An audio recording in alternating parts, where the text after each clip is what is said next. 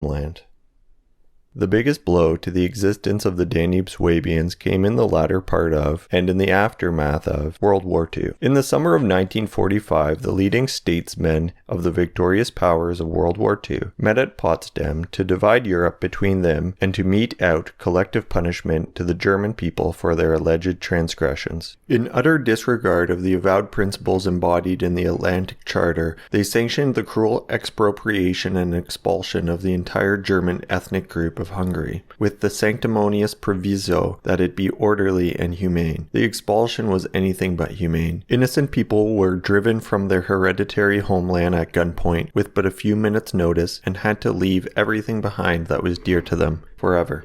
No Hungarian government has ever accused the Danube Swabians of any guilt or wrongdoing, so why was the expulsion approved in Potsdam? The sad fact is that it was based purely on racial extraction, and those who were responsible for it were, in today's terminology, racists. It is also well known that for centuries, German Hungarians had been exemplary citizens of the country and had contributed immeasurably to its prosperity. As we have also learned, the double standard is alive and well, and the perpetrators of this ethnic cleansing will surely go unpunished. During World War II, Hungary sided with Germany to recover its lost territories, and in the fight against communism. Without consulting the Danube Swabians, the governments of Royal Hungary, a kingdom without a king, and the German Reich signed an agreement whereby Hungary's Germans had the option of being drafted into the Hungarian army or joining the German battle groups. Since both countries were fighting the same enemy, it was not a hard choice to make. Most opted for the Germans because ethnically, culturally, and linguistically they had more in common with the Germans. After the war, they would be classed as traitors by the communists and were not allowed to return home. Had they returned home, they would have been deported in any case. And just like their friends who had joined the Hungarian army, in Hungary and other Eastern European countries, nationality has the same meaning as ethnic group does here. Although they were Hungarian citizens, the 700,000 Danube Swabians in the country were classed as Germans, not Magyars. So, when a census was taken before the war, they classed themselves as that, German,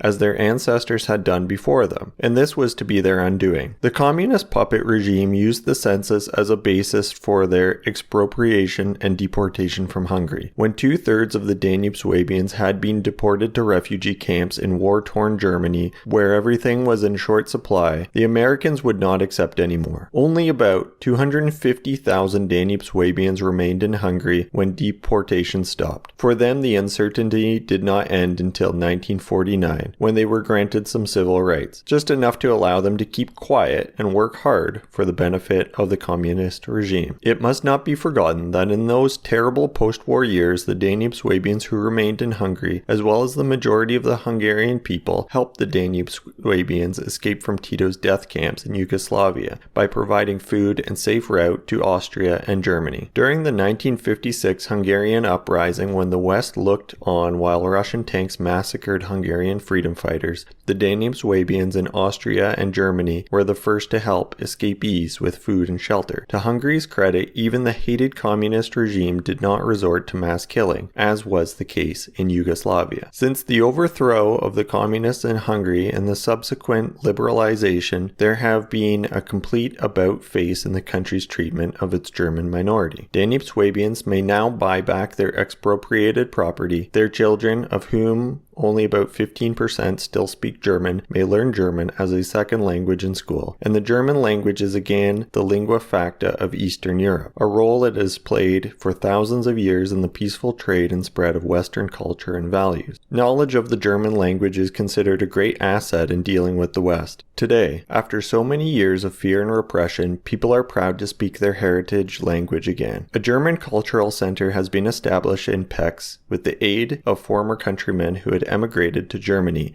and it has become the mecca of indigenous Danube Swabian culture. The wounds are healing, and some Danube Swabian towns have even erected monuments honoring their war dead, no matter what uniform they wore or wore no uniform at all, like the men and women who perished in Russian slave labor camps. Hungarian priests have blessed these monuments because everyone knows that those who are honored were decent people, beloved members of local families who were caught up in a war that was not of their doing, and are regarded as victims of man's inhumanity to man.